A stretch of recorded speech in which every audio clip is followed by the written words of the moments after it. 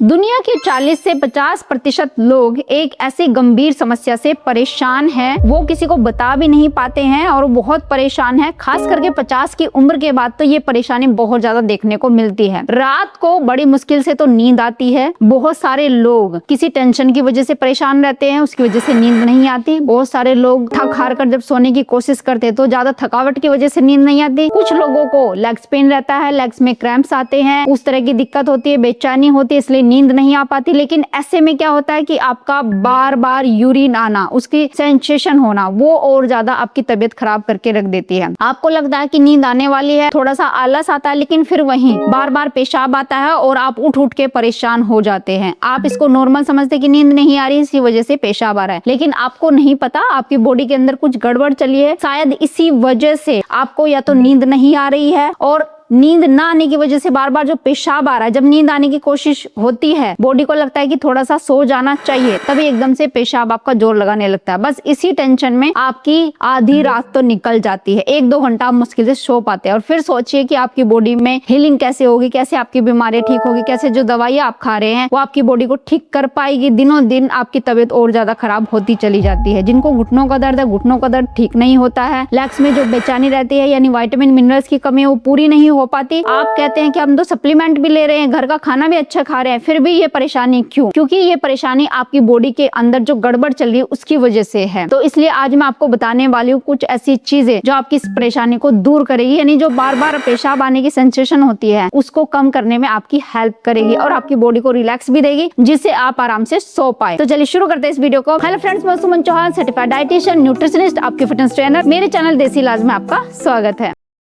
आज मैं आपको सच बताती हूँ, ये सिर्फ एक छोटी सी यूरिन प्रॉब्लम नहीं है। शरीर चीख चीख कर आपको बता रहा होता है कि अंदर कुछ इनबैलेंस चल रहा है। ये खतरे की घंटी भी आप समझ सकते हो। खास करके बुजुर्ग लोगों में तो ये और भी ज्यादा डेंजरस हो जाता है और परेशान करने वाली चीज हो जाती है, क्योंकि रात को अचानक उठना, अंधेरे में चलना, चक्कर आना, आंखों के सामने अंधेरा छा जाना, पैर फिसलना, ये सब कुछ कॉमन है। और कई बार तो छोटी सी गिरावट उनका बहुत बड़ा फ्रैक्चर का कारण बन जाता है। इसलिए इसे इग्नोर मत करिए। आखिर ऐसा होता क्यों है? क्योंकि जब तक कारण नहीं समझेंगे तब तक कोई भी दवा परमानेंट फायदा आपको नहीं दे सकती है। आपको अपनी बॉडी को समझना पड़ेगा। हमारे शरीर में 2 छोटी छोटी किडनियां होती है। बेचारी किडनी दिन भर हमारे शरीर का गंदा खून साफ करती रहती है, ये सब आपको पता ही है। जैसे पुराने जमाने का वाटर फिल्टर होता था, ऊपर पानी डालो और नीचे बूंद बूंद करके टपकता रहता था और साफ पानी आता रहता था, वैसे ही हमारी किडनी शरीर की जो फिल्ट्रेशन मशीन है उसकी तरह काम करती है। खून में जो खराब चीजें, टॉक्सिन्स है, एक्स्ट्रा सोल्ट है, एक्स्ट्रा शुगर है, आयुर्वेद में जिसे क्लेद कहा जाता है, उन्हें फिल्टर करके पेशाब के रास्ते बाहर निकालना का काम हमारी किडनी कर रही होती है। मजे की बात तो ये है, जवान लोगों में किडनी दिन भर अच्छे से काम करती रहती है और रात को आराम करती है। इसलिए यंग लोग एक बार सो गए तो सुबह तक उठते नहीं है, आराम से चैन की नींद सोते हैं और एनर्जेटिक फील करते हैं। लेकिन अगर आपको रात को बार बार पेशाब आ रही है, इसका मतलब ये है कि आपकी बॉडी में इतना ज्यादा एक्स्ट्रा लोड जमा हो चुका है कि बेचारी किडनी को रात में भी काम करना पड़ता है। दिन की ड्यूटी अलग और रात की नाइट शिफ्ट अलग करनी पड़ रही है। यही सबसे बड़ा संकेत है कि शरीर में कहीं ना कहीं टॉक्सिन्स, इन्फ्लेमेशन या फ्लूइड इनबैलेंस बढ़ रहा है। अब मैं आपको वो इम्पोर्टेंट हेल्थ टिप्स बताने वाली हूँ जो इस समस्या में सबसे ज्यादा काम आते हैं और इनको ध्यान से आपको सुनना है। सबसे पहले मैं आपको एक बहुत कॉमन गलती बताती हूँ। बहुत सारे लोग रात तक चाय, कॉफी, कोल्ड ड्रिंक्स या अल्कोहल लेते रहते हैं। किसी को स्ट्रॉन्ग चाय चाहिए, किसी को कॉफी चाहिए, तो किसी को डिनर के बाद कोल्ड ड्रिंक चाहिए होती है। कुछ लोग तो अल्कोहल लेकर ये सोचते हैं कि चलो इससे अच्छी नींद आ जाएगी, लेकिन दोस्तों यही सबसे बड़ा विलन है। चाय और कॉफी में कैफीन होता है जो ब्लैडर को इरिटेट करता है और बार बार यूरिन आने के सिग्नल को देता रहता है। अल्कोहल शुरुआत में नींद जरूर देता है, लेकिन बाद में शरीर का पूरा वाटर बैलेंस बिगाड़ देता है। फिर ब्लैडर जल्दी जल्दी भरता रहता है और इसलिए रात भर आपको जाना पड़ता है यूरिन के लिए। इसलिए अगर आपको ये समस्या है तो शाम 6 बजे के बाद आपको कोई भी ऐसी ड्रिंक ज्यादा हो रहा है, जैसे चाय, कॉफी, कोल्ड ड्रिंक या अल्कोहल, उसको कम से कम लेना चाहिए, बंद कर देना चाहिए, तो आपको उतना ही फायदा होगा। दूसरी बड़ी बात, रात का खाना देर से खाना। आजकल लोग 10-11 बजे तक हैवी डिनर कर लेते हैं, ऊपर से मिठाई, कोल्ड ड्रिंक्स, आइसक्रीम, और फिर बोलते हैं कि नींद क्यों खराब हो रही है। दोस्तों, जब आप रात तक हैवी खाना खाते रहेंगे तो आपका शरीर पूरी रात किचन बन जाता है। डाइजेशन चल रहा होता है, इंसुलिन काम कर रही होती है, किडनी फिल्ट्रेशन का काम कर रही होती है, मतलब बॉडी को आराम ही नहीं मिलता है। इसलिए कोशिश कीजिए कि रात का खाना 7 से 8 बजे तक हो जाए। अब कुछ लोग तो ये करते हैं पतले होने के चक्कर में कि भाई रात का खाना हम नहीं खाएंगे, हम तो ऐसे ही सो जाएंगे। तो वो ये कहकर अपना मोबाइल देखते रहते हैं या फिर टीवी देखने शुरू कर देते हैं, या कुछ लोग तो अपने बेड पे लेट के आराम से कोई मूवी चला लेते हैं अपने फोन में। अब होता क्या है, जैसे ही 10-11 बजते हैं तो जब आप जागे हुए हैं, आप सो नहीं पा रहे हैं, तो बॉडी सिग्नल देती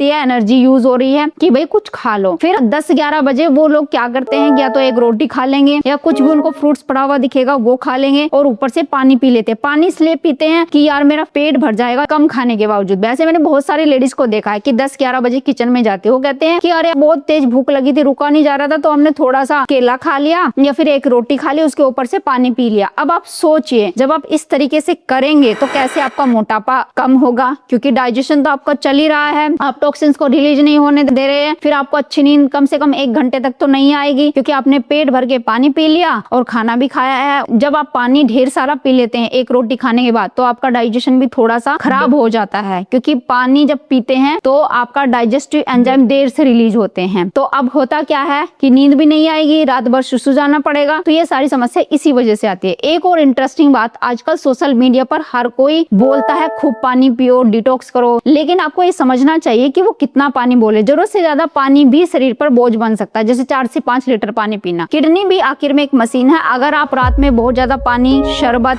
सूप, दाल, कोल्ड ड्रिंक्स लेते हैं तो ब्लैडर तो भरेगा ही भरेगा। इसलिए स्मार्ट हाइड्रेशन जरूरी है। सुबह से शाम तक अच्छा पानी पीजिए, शाम के 5 बजे तक आप पी सकते हैं, लेकिन रात में फ्लूइड इनटेक कम करना है। डिनर के बाद सिप सिप करके पानी पीना है, और वो भी आधे गिलास से ज्यादा ना पिए। एक और इम्पोर्टेंट पॉइंट, नमक। अगर आपके खाने में सोल्ट या तो बहुत ज्यादा है या बिल्कुल ही आप नहीं लेते हैं, तो ये भी दिक्कत वाली बात है। खाने में ऊपर से नमक डालने की आदत खराब होती है, तो इसलिए ये नहीं करना है। चिप्स, नमकीन, पिकल, पापड़, सॉस अगर आप ज्यादा खाते हैं तो शरीर में सोडियम बढ़ता है, और सोडियम पानी को रोक के रखता है, फिर रात के समय उसको निकालता है। फिर वही एक्स्ट्रा जो पानी होता है रात में आपकी किडनी फिल्टर कर रही होती है। इसलिए रात को खाने में कम सोल्ट लेना है। और बहुत सारे लोग ये करते हैं कि बिल्कुल भी सोल्ट नहीं लेते, तो भी रात को ज्यादा यूरिन के लिए आपको जाना पड़ता है। इसलिए कम मात्रा में नमक खाना है। अब रात के समय क्या क्या चीजें नहीं खानी होती, आयुर्वेद में एक और ऑब्जर्वेशन बताई गई है, रात को बहुत ज्यादा वाटरी या सोक्ड चीजें कम खानी चाहिए, जैसे कि इडली, डोसा, पानी में भीगे मटर, सोक्ड चीजें, नट्स भी हो सकते हैं, वो आपको नहीं लेने चाहिए, क्योंकि इनमें वाटर एब्जॉर्प्शन ज्यादा होता है और ये कुछ लोगों में वाटर रिटेंशन बढ़ा सकती है। रात के समय वाटरी फल आपको नहीं खाने चाहिए, जैसे खरबूजा,